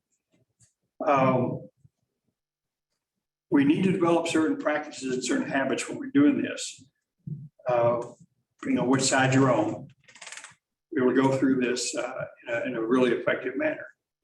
Because while on the one hand, it's good on a listing you've got to get multiple offers, you've got to be able to handle it in a really effective way or it's a total waste of your time. It gets into all kinds of problems. So you need to be able to work through and deal with that. So disclosure issues in a multiple offer. So you represent the seller and you received an offer. Now, before you get to that point, I would encourage you to already have had a conversation with the seller to define what an offer is. Technically, when a buyer's agent calls you on the phone, says, that's a nice listing, you got 40,000. Our buyer is offering your seller $390. I just wonder, would your seller accept $390? It's an offer. That's a legitimate legal offer. What you need your seller to agree to is, you know what? I know it's going to be a hot piece of property. You're going to get emails, texts, phone calls, and you're going to advise your seller. We need to define an offer as something in writing on a check promulgated form signed by the buyer. Anything else, the seller gives you the permission to tell the buyer's agent, we really appreciate your interest in the property. This is what my seller requires. And if I don't get this from your buyer, I presume they're really not interested and my seller will never hear about this conversation. Because you've got that in writing, it says an email from your seller. If you don't do that on a hot piece of property, they're going to drive you nuts. Phone calls, text, emails, and buyer's agent are going to expect you to respond to what they think legally it is an offer and an email. Thank you for coming, Ms. Lou. Well, that's okay. Thank you for being here. So you right up front, you get your seller to agree, yeah, here's the deal. Here's what an offer is. So when you get those phone call stuff, you can address and deal with it. Now, your buyer has an offer, your seller has an offer. Your first challenge in dealing with this is you think you're going to get other offers. Is this going to be the only offer? What we're dealing with here. And if it's happened pretty quickly, you just listed the property and the next day you've got an offer and you've got an open house coming up this weekend and you expect probably more offers. So your conversation with the seller now needs to be, how long do you want to entertain offers? But at some point in time, you want to tell buyers, here's when the seller's going to make a decision. Buyers want to know, are you just going to shop offers and hold this thing out forever until the perfect offer comes by? Or is your seller going to take a look at it? Are you going to present it to your seller? What do we got here? So you need to have that conversation with your seller about how long is he going to wait. Now, today's a good example. You got a new listing today. You just got an offer, got a weekend coming up. We got a holiday weekend coming up. Holiday for some, Columbus Day, Monday. Banks are closed, of course, all the things like that. I don't know if the companies are closed or not. I know. Are they? So Generally, they take bank holidays. do what? Generally, the title companies also do bank Do holidays. they? Okay. So anyway, so you got a long weekend coming up, so it wouldn't be unreasonable for sellers to say, you know, we're gonna have an open house Saturday and Sunday. So let's tell all the buyers, Monday by 5 PM, sellers are gonna review all offers and make a decision, presuming they have more than one offer. Now, the risk is that's a fairly long period of time. And you may lose those first buyers who are making offers. If you make the timeline too short, you may lose that perfect buyer who was going to make an offer the next day or the next afternoon, and they didn't because your timeline was too short. It's a balancing act. And you, the listing agent, can have to determine based on the market, what's going on in the property, how long you're going to be, how long we're going to do this. What are your expenses of this? I know we got several people in here dealing with that. When you have that conversation with the seller, how do you couch it? How do you work through that process? Advise your seller. What do you do, Nick?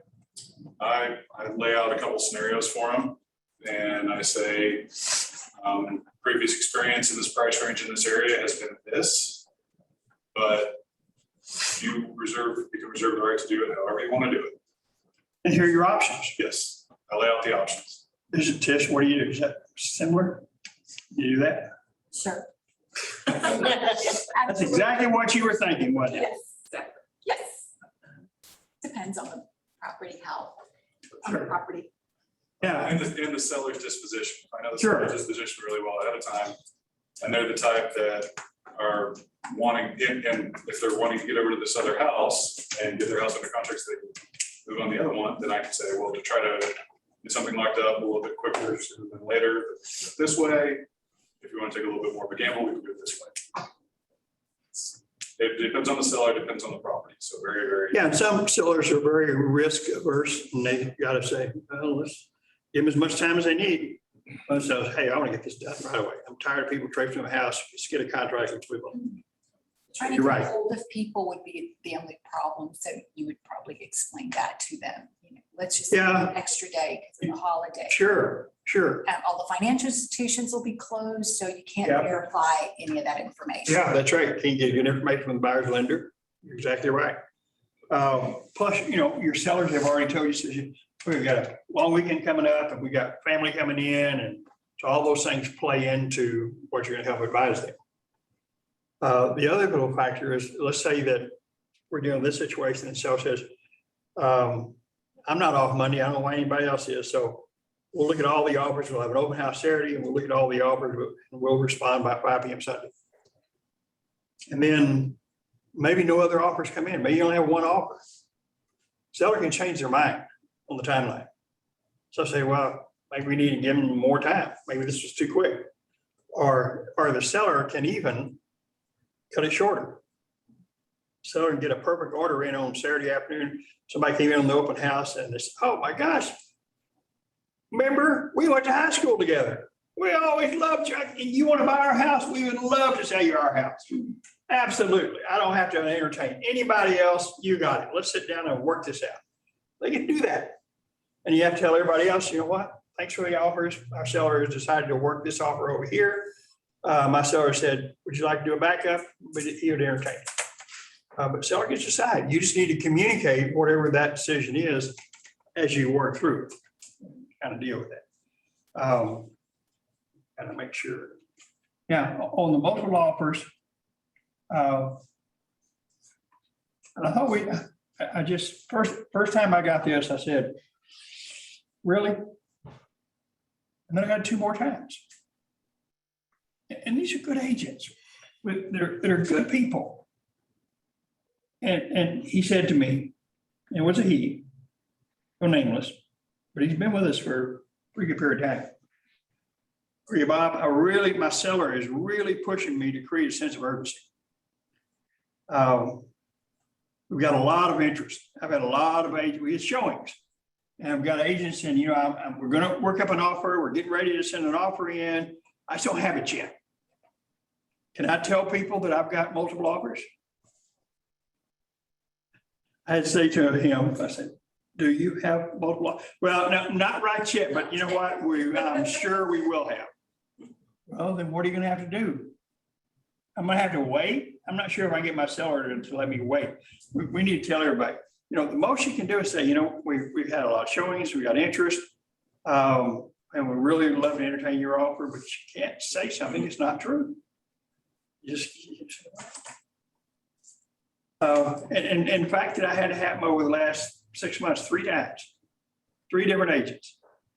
And I just go, but every time when I explain it, I say, yeah, you're right, Bob. I just kind of got caught off guard by my pushy seller and what happens, how we work through that. Now, the other side is the challenge of buyer's agents are always in multiple offers going to be asking you a lot of questions. In fact, you see in this outline here, your buyer's agent question, things you'll always ask. We ask our buyers, and the questions our buyers ask sellers.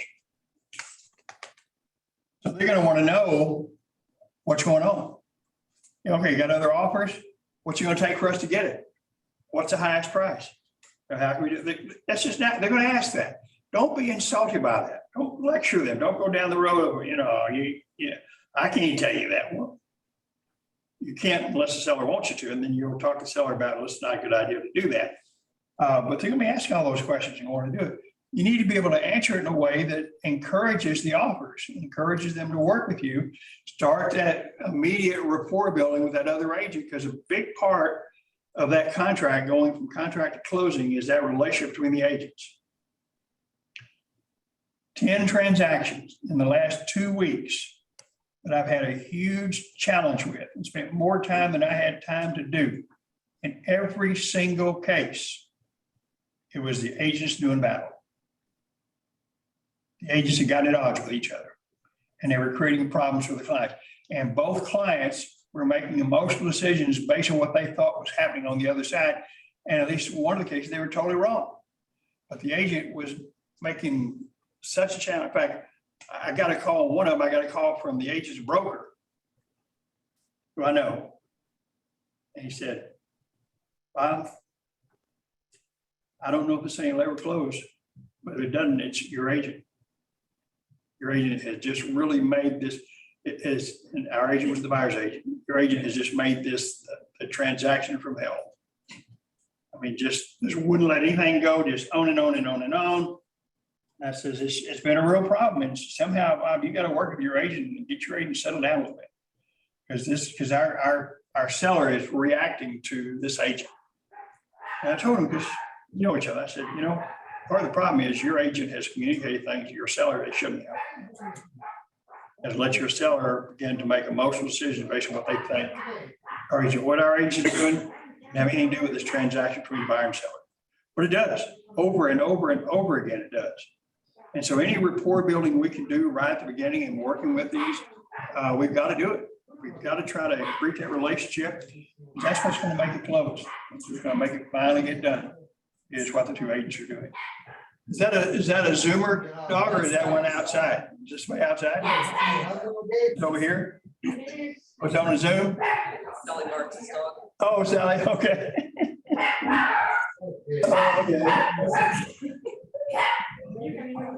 Sally Marks, unless she's not with Jim, but she got her dog with it, unless he's home now. Oh, he's not home yet. So you got to go through that process, deal with it. One of the things on the first page of the multi-policy outline, other criteria list. One of the things I don't have in this criteria list, I tend to verbalize criteria for the seller and which offer to accept. Back to the agent is. Really? Yes, ma'am.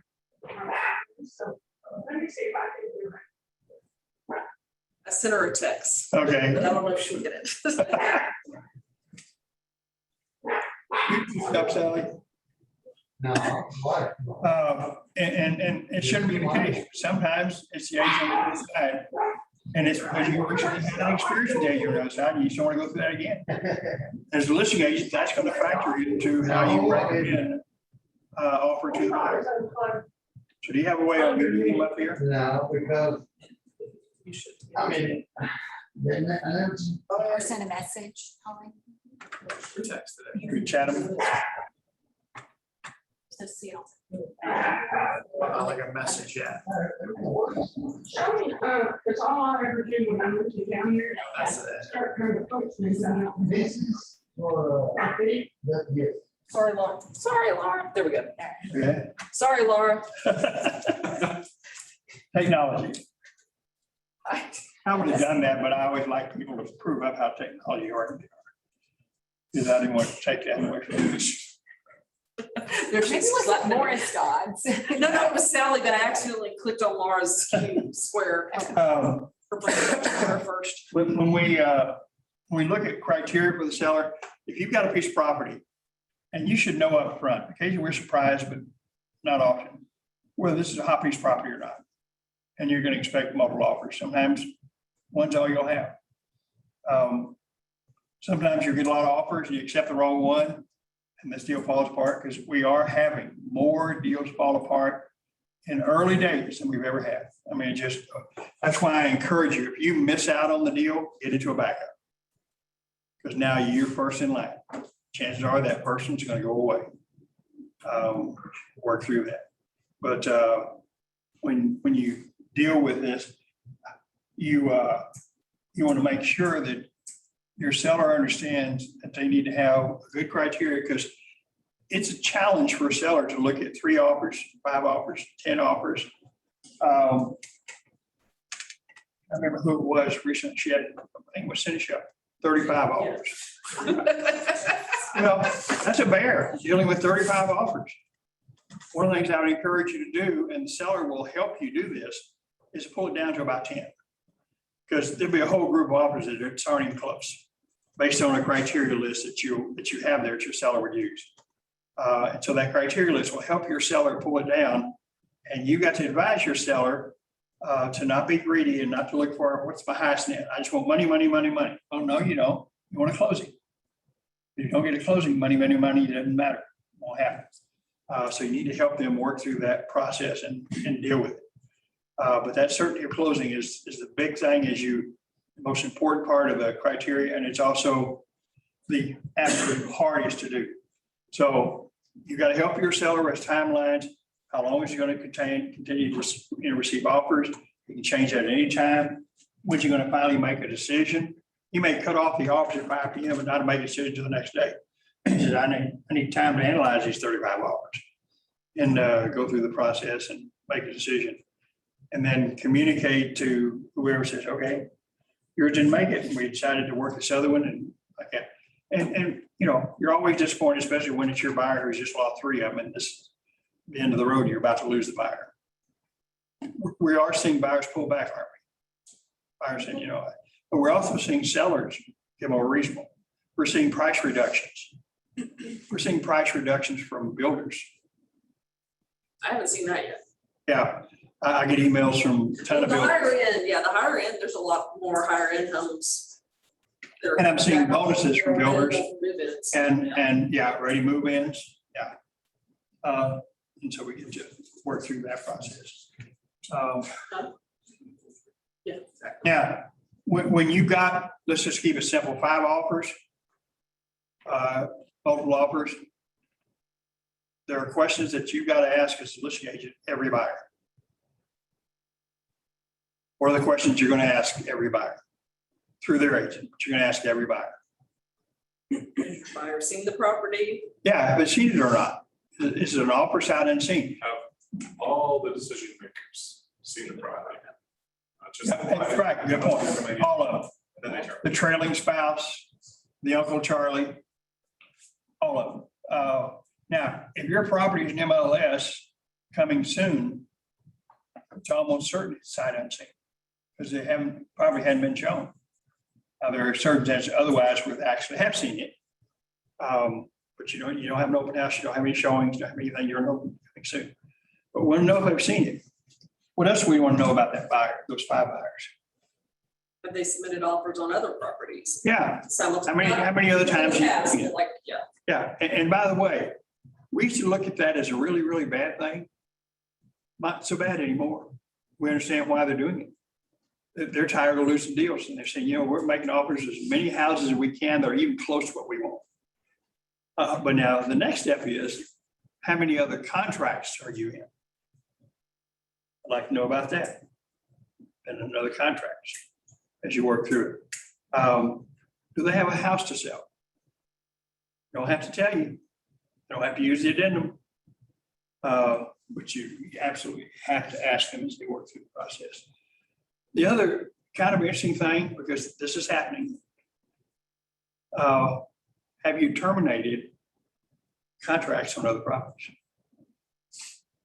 Because some buyers do that on a regular basis. I'm trying to remember one of our agents. And she has buyers, and they had just done their third termination within a period of maybe 2 weeks. So what was my conversation with that agent? Got a buyer who just terminated contract, third time, all within an option period. What was the conversation? A respectful, good conversation I would have that agent. What? They're not a serious buyer. Yeah, maybe they'll never be willing to commit. But unless real estate's a hobby, I'm not sure you can afford to spend time with them, right? So that's a buyer you may, now there are circumstances, we understand things happen, but there are situations where you need to say, I just can't afford you anymore. Yes, ma'am? What recourse does a seller have? You ask all the right questions and the buyer's contract that you pick, they don't submit the addendum, the contingency to sell another house, but they have another house to sell. Yeah. But they're not disclosing that And upfront. they lie to you when you ask the question? Well, Yes. I don't have this situation right now, but let's say, yes, they lied to you Okay. because I did my due diligence. Yeah, And then. no way to protect against the big lie. Huh? No way to protect against the big lie. Yeah. You gotta ask the question. Now, when you ask the question, Let's say we're. you'll ask it of the buyer's agent. The way that buyer's agent answers the question gives you the answer. The other part of this that you've got to go, I mean, you understand that? Yes. The other part of it is, every one of these buyers, you should talk to their lender. In fact, the really good buyers, their lender is already calling you. You say, okay, I noticed in your pre-qualification letter, you didn't say anything about the source of funds, like you have to sell a house, or what do you know about that? And depending on the lender, some of them may give you that information, some may not. The way they don't give you that information kind of tells you, well, maybe there is. And your seller just needs to make a decision, I will take the risk. Now, some buyers legitimately don't create that contingency because they say, you know, we have to own both houses. We'd rather not. And our other house is under contract, so we're feeling pretty good. So we're not going to create a contingency because all the realtors tell us it's dead on arrival. We do that. It's just not going to. So cloudy offer, it won't be a good deal. So they legitimately don't. And then later they find out they really can't own both houses. So sometimes it's not people just lying right up front through the process. They kind of have to deal with that. The lender brings it to reality. Huh? The lender brings it to reality. Yeah, sometimes it will. Sometimes the lender will. You don't quite have the funds. Yeah. Both. Now, so on the seller side, you've got to go through that whole process, help the seller and deal with that. One of our challenges on the buyer side, if we got a property and we've asked all the questions, and frankly, even if the listing agent doesn't tell you there are other offers, based on the price range in the neighborhood, you know there either are or will be, and you're helping your buyer make an offer based on that. What you're doing is getting as much information about the seller circumstances as you can to make the most attractive offer, the cleanest offer. Now, here's the risk of that. If you literally don't say to your buyer, I'm doing this for you, as an advocate for you, the buyer will see you flipping over to the other side and helping the seller. Looks like to me like what you're doing is trying to do everything we can to help the seller get the best deal here. I thought you were on my side. So you got to have that conversation. You got to say, here's the reason I'm getting this information. Now, buyer, you get to decide what you're going to do with this information. So I said, I'd like to close in. The buyer says, no, I got to close. Fine, you get to make that decision. You get to make a decision on the title company, on all those kinds of things. But you've got to have that conversation, or they really will think you flip to the other side. That just happens all the time. But making a good, clean offer. Now, we just had a situation with a good agent who was here and who's left. That's okay. where she had an FHA buyer and a good buyer, and good valid reasons why it was FHA. And understanding and knowing that many sellers don't like FHA offers. Most time it's for wrong reasons. So this was a challenge, could be a challenge situation, and it was multiple offer. But the buyer's agent, our agent, did a great job of explaining to the listing agent, here's what's going on. This is a very strong buyer, and the buyer was actually putting more than the FHA minimum, 3.5 more down, because that's what they needed to do to make the deal work. And so it was a really good offer, and it was a good clean offer. Had all the right things in it, no continue, work through all that. But what really sold the listing agent, and they did accept this offer, even though it wasn't the highest offer, and it was FHA. The fact that the buyer's agent did a good job, got the buyer's lender interacting with the listing agent, making them feel really good about here's the situation with this particular buyer. The other valid factor is both agents were agents of ours. So it was intermediary. Now, as a general rule, I'm not an intermediary fan. A lot of risk there. The only real plus of intermediary is it's two of us and we're well trained. So the chances are it's going to be a better transaction because it's two of us.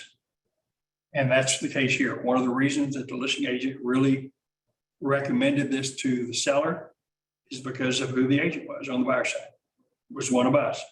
And the agent did a great job of explaining and going through the process, and listing felt really good about that.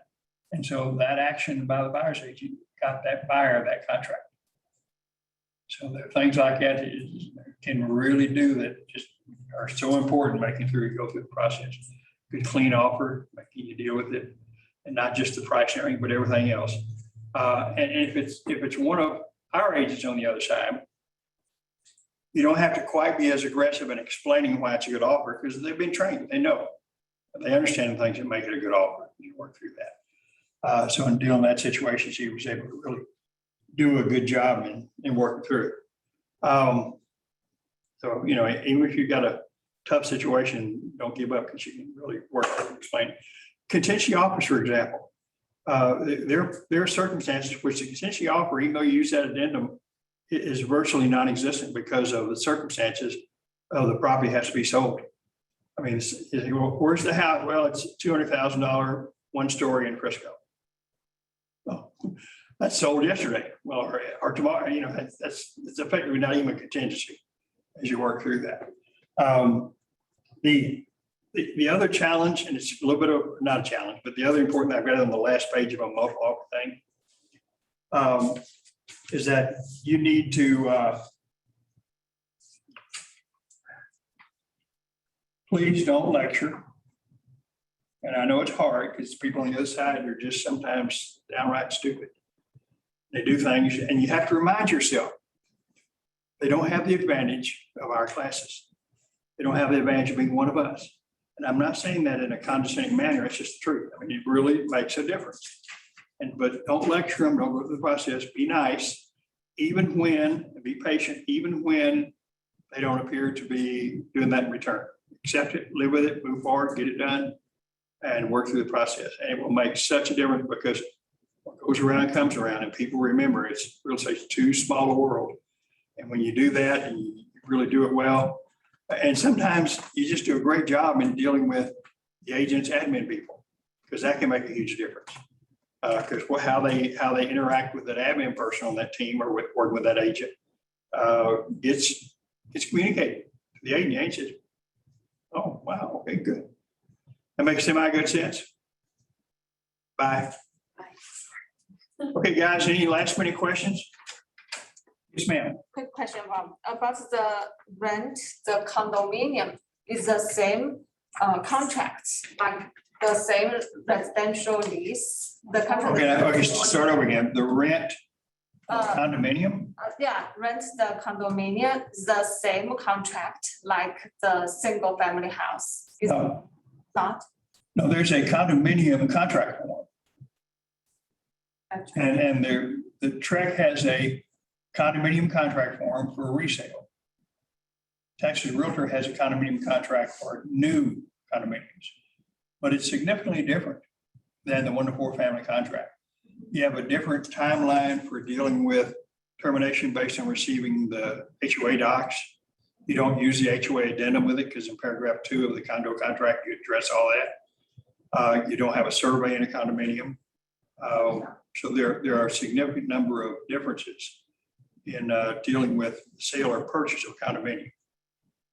And one of the things is you have to be careful with condominiums is the condominium association very often has restrictions on rental properties and non-owner occupants. You also, the other challenge with condominium projects is the insurance reserves or the insurable. So if you've got the buyer, you want to make sure that that property is insurable because their lender may not be able to deal with it, certainly on FHA or VA. So you need to make sure on a condominium is different requirement. The insurance rate is also a little bit higher on the condo. Oh, for the buyer? Okay, so I didn't know that. Why is the insurance higher?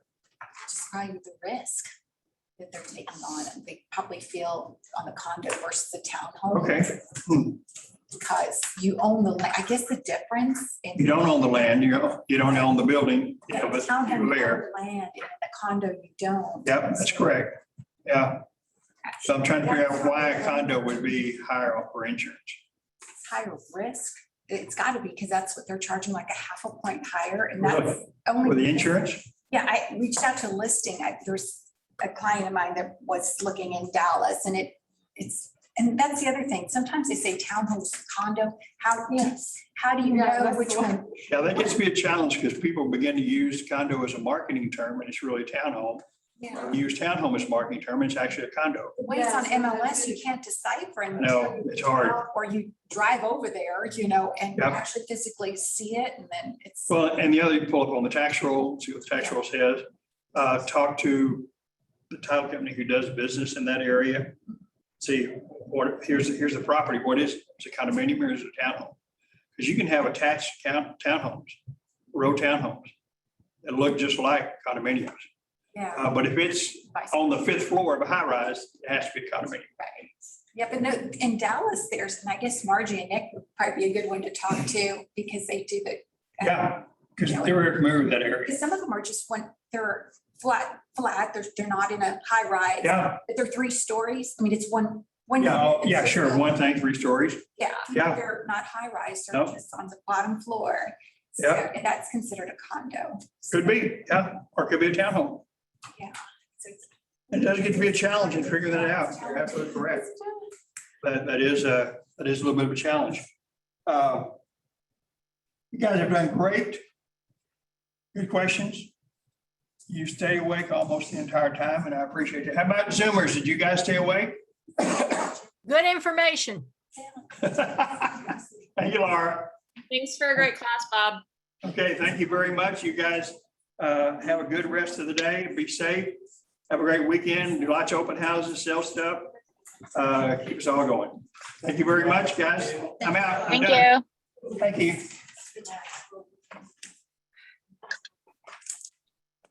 So it's dogs. Hi, Sally dogs.